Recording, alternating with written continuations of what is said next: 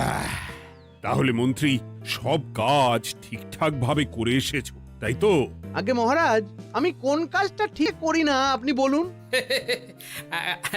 আমি শুধু আপনাকে ওই কোষাগার থেকে মোহর সরানোর কাজটাই খুব ভালোভাবে করতে দেখেছি মন্ত্রী মশাই।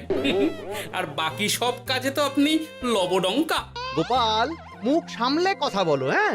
বেশি বাড়াবাড়ি করো না। কি বলতে চাইছেন মন্ত্রী মশাই? বাড়াবাড়ি করলে মারামারি হয়ে যাবে? আচ্ছা, হয়েছে হয়েছে, অনেক হয়েছে, সকলে এইবারে থামো। ঝগড়াঝাটি বন্ধ হোক, এমনিতেই খুব গরম। বলছি কি, যা গরম পড়েছে এইখানে তো থাকাটাই দায় হয়ে যাচ্ছে। উফ, আর যে পেরে উঠছি না। মনে হয় আপাতত এখান থেকে কদিনের জন্যে। মহারাজ, বাইরে রাজ্যের প্রজারা জড়ো হয়েছে, সকলে মিলে বিক্ষোভ করছে। একবার একবার শিগগির আসুন মহারাজ, নইলে সাংঘাতিক কিছু একটা ঘটে যাবে। কি হলো? আবারও কোনো সমস্যা হলো নাকি? আমাদের রাজ্যের প্রজারা তো যথেষ্ট বোঝদার, তারা তো এমনি এমনি ঝামেলা ঝঞ্ঝাট সৃষ্টি করার মানুষ নয়। গোপাল, চলো গিয়ে দেখি।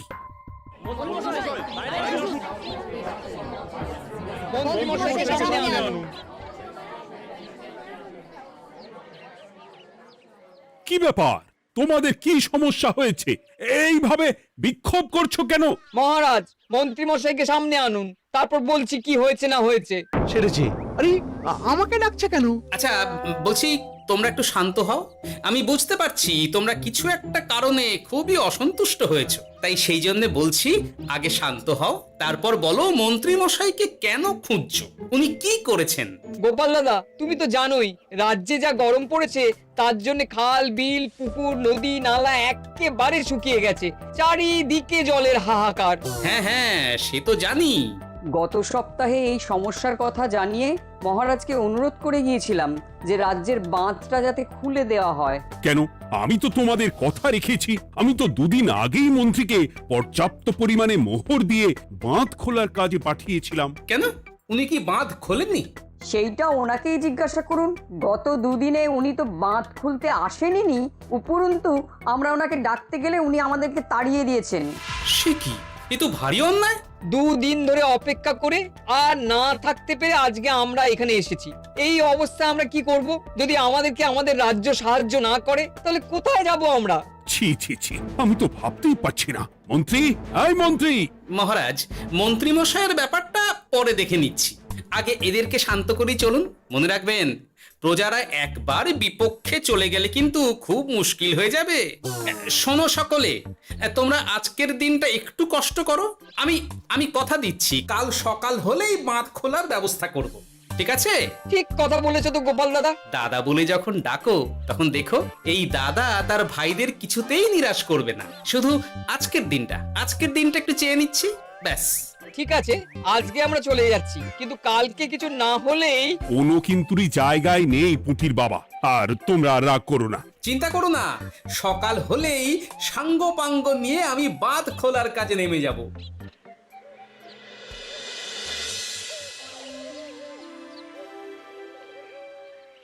ছি ছি মন্ত্রী, তুমি এইভাবে আমায় মিথ্যে বললে।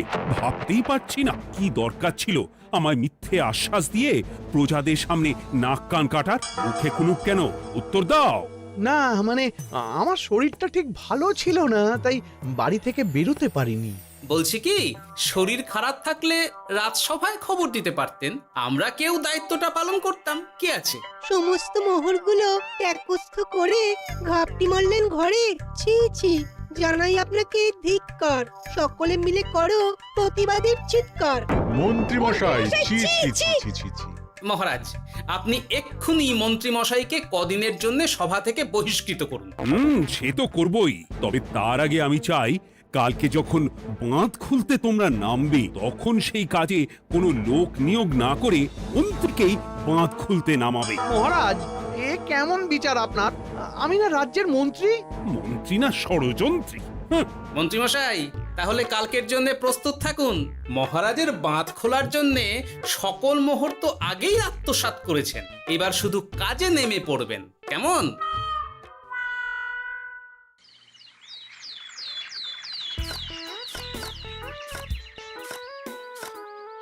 ওহ গোপাল এইবারে ছেড়ে দাও, আর পাচ্ছি না। এত সহজে হাল ছাড়লে হবে বলুন? এই কে আছো? ওই শাবল কোদালগুলো দাও, আমি এদিকটায় খুঁচিয়ে দিই। সভাকবি, বিজ্ঞানী, এসো এসো এসো, হাত লাগাও। সবে মিলে করি কাজ, বাঁধ খোলা হবে আজ। বাঁধ খোলা হবে আজ, মন দিয়ে করো কাজ। একদম, হাত লাগাও, জোর লাগাও।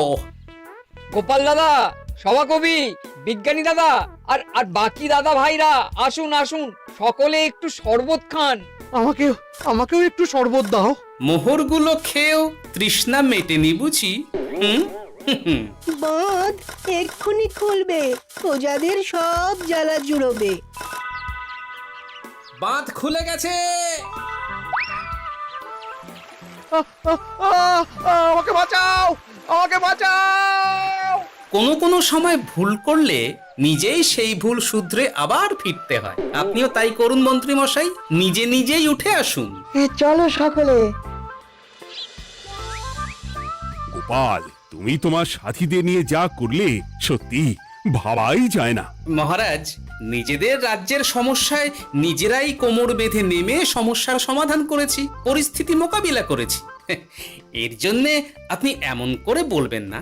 ওহ, তোমরা না থাকলে যে কি হতো। মহারাজ, আমরা আছি তো, এত ভাববেন না আপনি।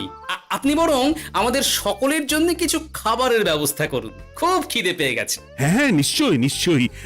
তোমরা সকলে ভিতরে এসো, হাত পা ধুয়ে নাও, ততক্ষণে আমি রানীকে আহারের ব্যবস্থা করতে বলছি।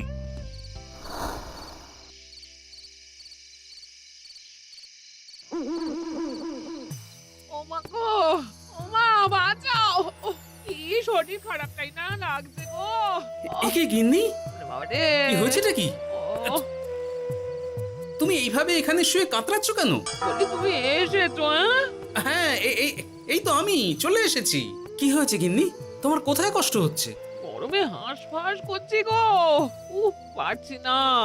রান্না করতে গিয়ে খুব বাজে অবস্থা হয়ে গেছে গো, এই থেকে এইখানে পড়ে পড়ে গড়াচ্ছি।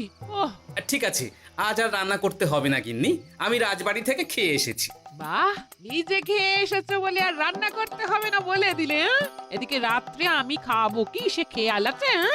হ্যাঁ হ্যাঁ, খেয়াল আছে, খেয়াল আছে। যাও, আমার জন্য রান্না চাপাও আর একটু জল দাও। দেখো, এত গরম পড়ে কৃষ্ণনগরের অবস্থা শোচনীয় হয়ে গেছে। বয়স্ক লোকেরা কোনো কাজই করতে পারছে না। সত্যি তো, এই গরমে রান্না করাটা খুবই কঠিন গিন্নি। কি বললে? আমি বয়স্ক লোক? আমার বয়স হয়ে গেছে, তাহলে নিজে কি? এই না না গিন্নি, আমি তোমায় কিছু বলিনি।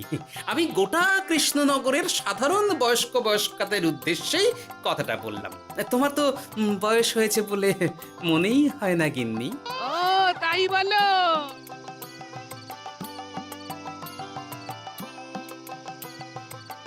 নাও গিন্নি, জল নাও। আজ না হয় আমি রান্না করব। হে ভগবান, মুখের একটু লাগাম দাও।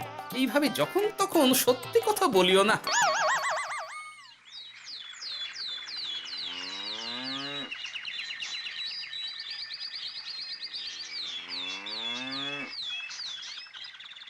গোপাল দাদা, ও গোপাল দাদা, একবারটি বাইরে এসো, মহারাজ জরুরি তলব করেছেন। আবার কি হলো? গোপাল দাদা, গিন্নি, একবার ও বাইরে গোপাল গিয়ে দাদা। দেখে আসি, বুঝলে? পেয়াদা এসে অনেকক্ষণ থেকে ডাকছে। গোপাল দাদা, আচ্ছা, গিয়ে গোপাল দেখো। দাদা, ও গোপাল দাদা, গোপাল দাদা, ও গোপাল দাদা, আরে তুমি এক্ষুনি একবার প্রাসাদে চলো, রানীমার খুব শরীর খারাপ করেছে, মহারাজ তোমাকে খবর দিতে বললেন। ঠিক আছে, তুমি যাও, আমি আসছি।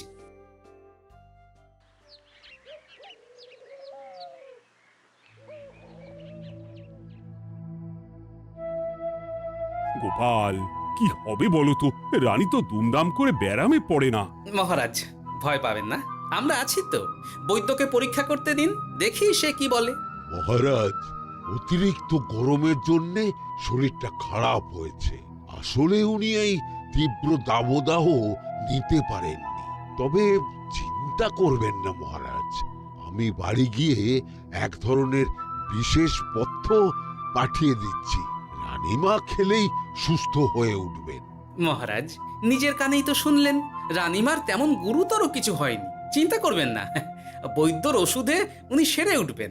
যাওয়ার আগে একটা কথা বলে যাই, গরমের এই দাবদাহ কিন্তু আরো ভয়ঙ্কর হবে, তাই সকলে খুব সাবধানে থাকবেন।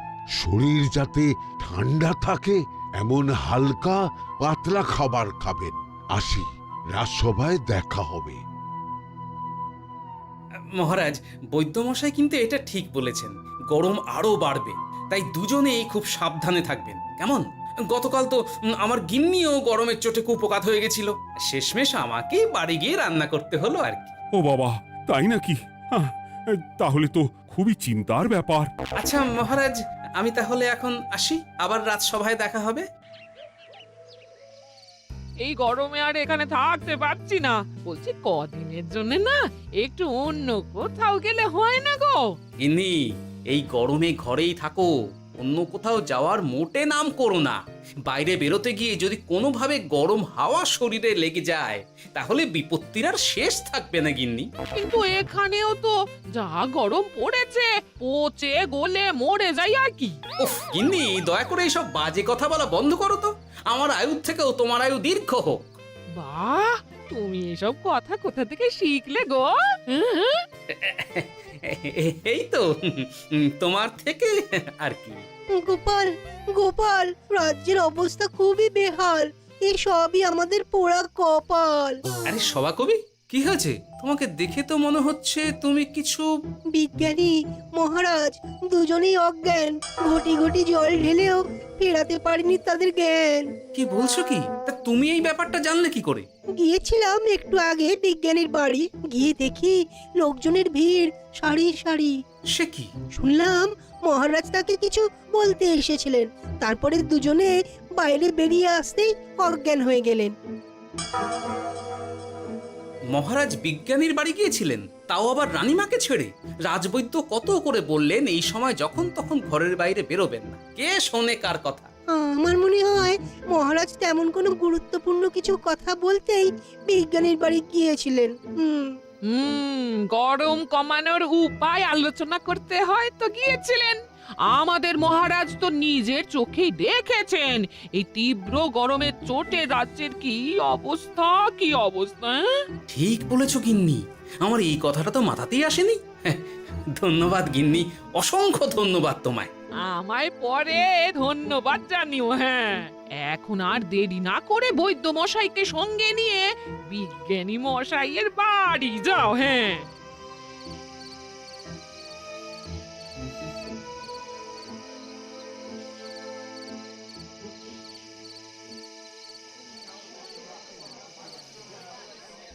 কি বুঝছেন বৈদ্যমশাই? খুব একটা ভালো কিছু বুঝছি না গোপাল। দেখো, সত্যি বলতে ওই কৃষ্ণনগরের অবস্থা খুবই বাজে, তাই এখানকার মানুষেরা একে একে অসুস্থ হয়ে পড়ছে। বাইরের অবস্থাটাও তো ভালো নয়, বুঝতেই পারছো। এখন সান্ধ্যকালীন হাওয়াতেও গরমের তাত রয়েছে। দেখুন, রাজ্যের যা অবস্থা তাতে যদি রাজ্যের মাথা থেকে সমস্ত প্রশাসনিক প্রধানরাই অসুস্থ হয়ে পড়েন তাহলে তো ভীষণ বিপদ। সে তো বটেই, এই জন্যেই আমি বলি কি, মহারাজ সহ সকল সভাসদেরা এই রাজ্য ছেড়ে কদিনের জন্য পাহাড়ি কোনো এক জায়গায় গিয়ে থাকুন, পরিবার নিয়েই যান। দেখুন, আগে নিজেরা বাঁচলে তবে তো রাজ্যবাসীকে ভালো রাখতে পারবেন, তাই না? কথাটা কিন্তু মন্দ বলেনি বৈদ্য। গোপাল, এই গোপাল, তুমি পাহাড়ে যাওয়ার ব্যবস্থা করো। এইখানে আর কিছুদিন থাকলে মরেই যাব। হ্যাঁ গোপাল, আমারও তাই মত। এক্ষুনি যা শরীরে ক্লান্তি এসেছে, আর কদিন এইখানে থাকলে মরেই যাব। মহারাজের অনুরোধে গরম কমানোর কোনো ব্যবস্থাও তো করতে পারলাম না, বাইরে বেরোনো মাত্রই দুজনে মূর্ছা গেলাম। বাবা, ঠিক আছে, বুঝেছি। মহারাজ, আপনি আর এই ব্যাপারটা নিয়ে বেশি ভাববেন না। বিজ্ঞানী, তুমি আর বেশি কথা বলো না, আমি পাহাড়ে যাওয়ার ব্যবস্থা করছি। আমরা রাজসভা সকলে সপরিবারে যাব। অনেক কাজ হয়েছে, এখন কিছুদিন আমাদের বিশ্রাম দরকার।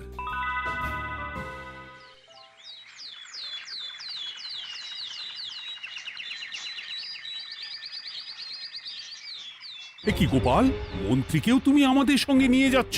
আহ, তুমি কি সব ভুলে গেছো? মহারাজ, আপনি খামোখা উত্তেজিত হবেন না।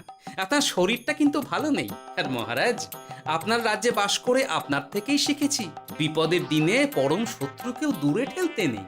গোপাল এটা ঠিক কথাই বলেছে। যতই হোক, উনি তো আমাদের মন্ত্রী, তাই এই বিপদের দিনে ওনাকে ফেলে যায় কি করে বলুন তো? সত্যি গোপাল, তোমার তুলনা নেই। ঠং, সবই নাম কেনার চেষ্টা। গোপাল, চলো এইবারে রওনা দিই। বলছি, খাবার দাবার আর জলের কলসিগুলো উঠেছো তো? হ্যাঁ, খাবারের পাত্রগুলো আপনার জিম্মায় থাকবে, আর জলের কলসিগুলো আমি সামলাবো।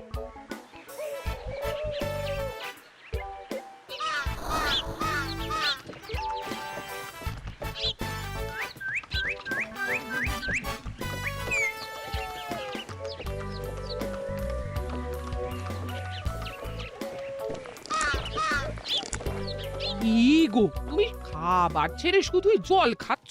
ওদিকে মন্ত্রী মশাই যে সব খাবার একাই সাবার করে দিলে না? ভালোই তো, থাক না।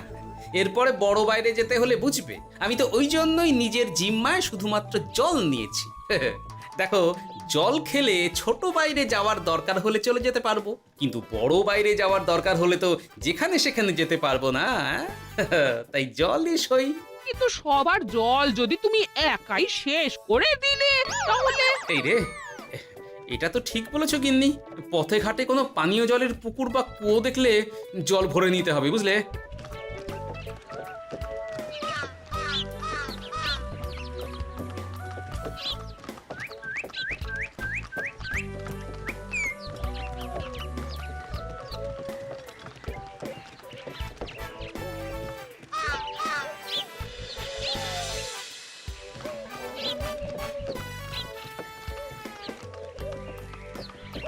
সকলে আসুন, দেখুন দেখুন, মহারাজ আবার মূর্ছা গিয়েছেন। আসুন। সে কি, কৃষ্ণনগর পেরিয়ে এসেছি, এখন এই অচেনা অজানা জায়গায় এসে মূর্ছা গেলেন? গিনি, চলো তো শিগগির গিয়ে দেখি। কেউ ঘাবড়াবেন না, মহারাজের শরীরটা আসলে খুব দুর্বল ছিল তো, তাই মূর্ছা গিয়েছেন। তবে চিন্তার কিছু নেই, আমি এক ধরনের পথ্য দিচ্ছি, এটা খেলেই উনি আবার সুস্থ হয়ে যাবেন। ঠিক আছে বৈদ্য মশাই, আপনি তাহলে যত তাড়াতাড়ি সম্ভব পথ্যটা তৈরি করুন। হ্যাঁ, আমার এই পথ্যটা তৈরি করার জন্যে একটু জলের প্রয়োজন। একটু জলের ব্যবস্থা করুন তো। এ মা, বলি গাড়িতে যে এক ফোঁটাও জল নেই গো, কি হবে? এই গোপাল, তুমি একাই সব জল খেয়ে বসে আছো? হ্যাঁ গোপাল, এখন এসব বাদ দাও, চলো একটু জলের ব্যবস্থা করি। হ্যাঁ, খানাখন্দ, খাল, বিল, নদী, সমুদ্র, যেখান থেকে পারো জল নিয়ে এসো। জল ছাড়া এই পথ্য বানানো অসম্ভব।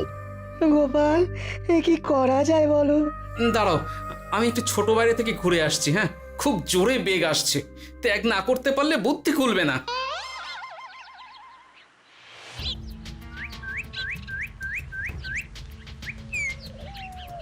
ওদিকে একটা পাত কুয়ো দেখতে পাচ্ছি মনে হচ্ছে।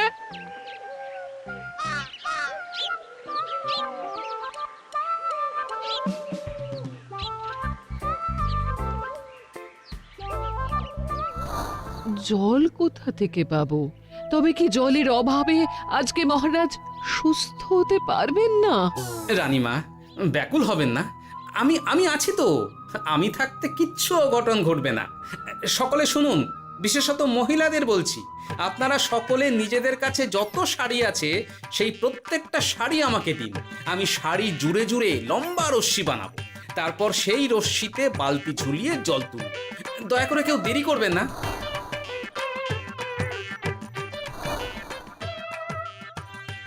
এই নাও আমার 5খানা শাড়ি। হ্যাঁ, এই নাও আমার 10খানা শাড়ি। আমি বাবা আমার লতা পাতা মিনি করা শাড়িগুলো দেব না। যা পারো করো, আমি বড় বাইরেতে যাচ্ছি। ওমা, বিপদের দিনে শাড়ি দেবে না? গায়ের জোরে নিয়ে আসবো। হ্যাঁ,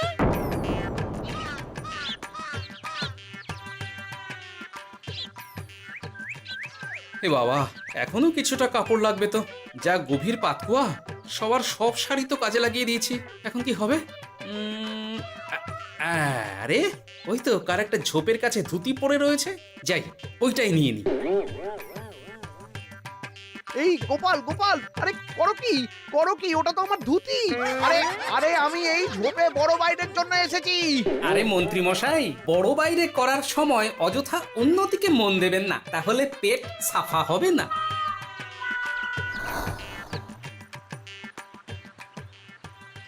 গোপাল, তুমি ছিলে বলে এই যাত্রাতে রক্ষা পেলাম। ভগবান তোমাদের অনেক অনেক মঙ্গল করুক। এই দেখো না, ওরা না আমার লতা পাতা আঁকা শাড়িগুলো নিয়ে নিয়েছে। এই, দূর তোমার শাড়ির লতা পাতা, আমি নিজেই জড়িয়েছি বড় বড় ঘাস পাতা। কিছু করছে